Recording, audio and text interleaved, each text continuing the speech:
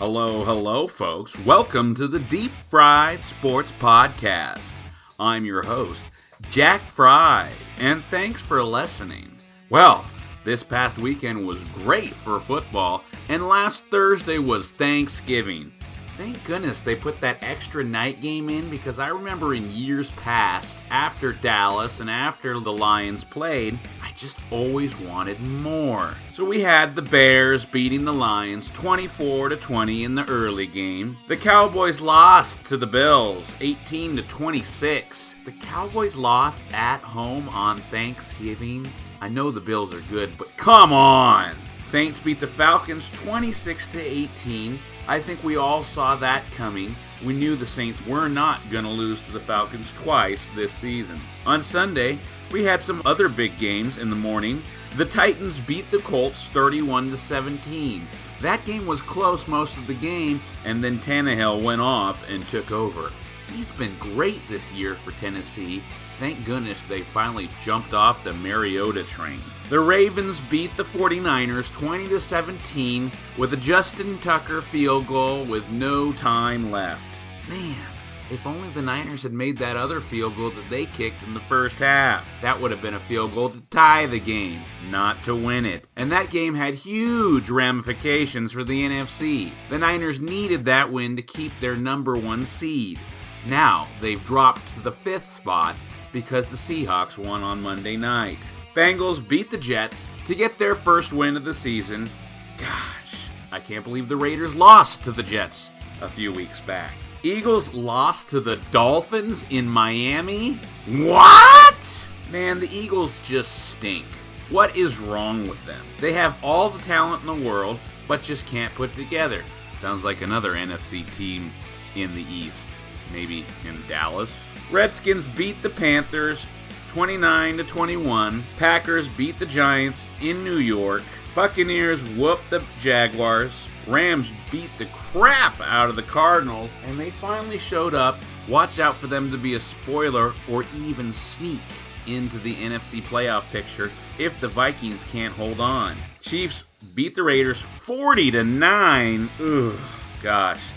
Oakland is falling apart. And the Broncos beat the Chargers with a field goal at the end of regulation to win the game. The night game, the Texans dismantled the Patriots. Tom Brady did not look too good. Not really his fault, I think. They haven't given him weapons since Randy Moss. And Monday night's game, last night, the Seahawks beat the Vikings 37-30. And that was a pretty darn good game. I expected the Seahawks to win, but the Vikings put up a good fight, and in the end of this game, it was Russell Wilson who won the day. But let me get to this. At this point in the NFL season, after Week 13, what do we know? Every team has played 12 games. No team is undefeated.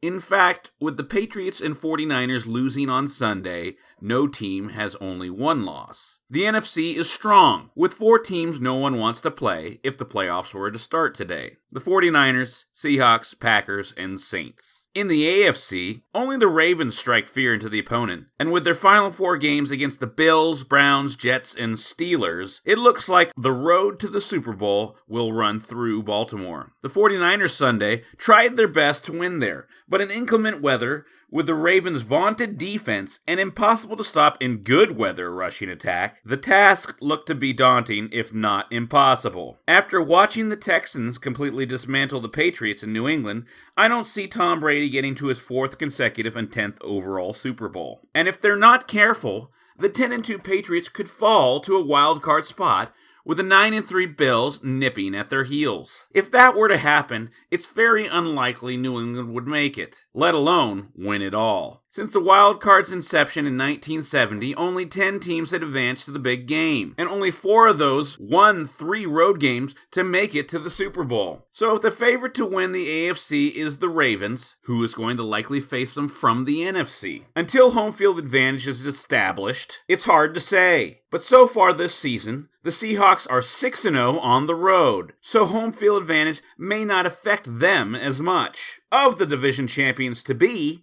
Green Bay would be my pick if they manage home field advantage. But After the NFC East champion, the Pack is the least likely to finish with a top 2 record. The 49ers are tied with Seattle at 10-2, but the Hawks currently have the tiebreaker, and Week 17 is on the road in Seattle. That game may very well be a title game for all the marbles. The Niners probably need a win against the last team on this list this week in New Orleans. That game is huge for both teams. The Saints at 10-2 have already bagged up the division, the only team in the league to do so. They're literally just playing for the best seed that they can acquire. Drew Brees hasn't impressed in his return, and the Saints aren't putting up points on offense like we're used to. But Dennis Allen's defense is the best they've ever had. That might put them over the top for the number 1 seed. But their final 4-game stretch looks to be the toughest, with the Niners and Titans at home, Colts on the road, and the final game versus the Panthers, who will play hard for Coach Ron Rivera in order to save his job. All that said, if I must choose, I will take the Seattle Seahawks to make it. Why? Simply put, Russell Wilson. He is a wild card himself, and if he gets home field advantage, he could be unbeatable. Guy has got the most beautiful deep ball I have ever seen. And what a quarterback matchup that would be. Lamar Jackson from the AFC, Russell Wilson from the NFC, probably the top 2 best candidates for MVP this year. I'm feeling like they're probably going to give it to Lamar Jackson, but Russell Wilson, man, the guy can do anything. That's my pick. Seahawks Ravens for the Super Bowl. I sure hope the Saints can get there. I'd like to see Breeze win one and walk off into the sunset, kind of like Peyton Manning did, or John Elway. Maybe the 49ers. Maybe even the Packers, because they do have Aaron Rodgers. And the guy is magical, especially in bad weather. Did you see that game this weekend in New York? They were scraping snow off the field, but he was still throwing touchdown passes. Amazing. And now that he has that running game with Aaron Jones and a decent defense, they could be hard to beat as well. I think the NFC is just up in the air. It's going to come down to the playoffs and the seedings and the home field advantage. Of course, the AFC is going to be the Ravens. But you never know. Maybe the Patriots again. You can't ever count them out, can you? Thanks, folks. This week, Thursday night, is the Cowboys in Chicago to face the Bears. I don't see how they can win up there after losing at home on Thanksgiving. The Eagles have a really easy schedule coming up, so maybe they get in, but they couldn't even beat the Dolphins. God, the NFC East is terrible. One of those teams is going to make it to the playoffs and have a home game to start the wild card round against a team with a much better record. Can you imagine if the Niners go, 13-3 and have to be the 5th seed? That would be ridiculous. Well, folks, I appreciate you listening. Games this week besides the Cowboys and Bears. A big game in Buffalo. Ravens up there. We'll see what the Bills are really made of. And also we have the Niners in New Orleans in a possible playoff matchup. And this is high stakes for home field advantage and a first round bye, of course. The only other game of note, I guess, would be the Seahawks in LA to play the Rams on Sunday night. The Rams may scratch out a win there. I don't know. The Seahawks are undefeated on the road so far, so maybe that's the one spot where they lose. And the Titans are in Oakland to play the Raiders. If the Raiders want to salvage their season, they have to win out. Titans and Pittsburgh are tied at 7-5 for the final wild card spot behind the Bills. This is getting down to the nitty-gritty, folks. It's gonna be great. Thanks, folks! I'll see you next time.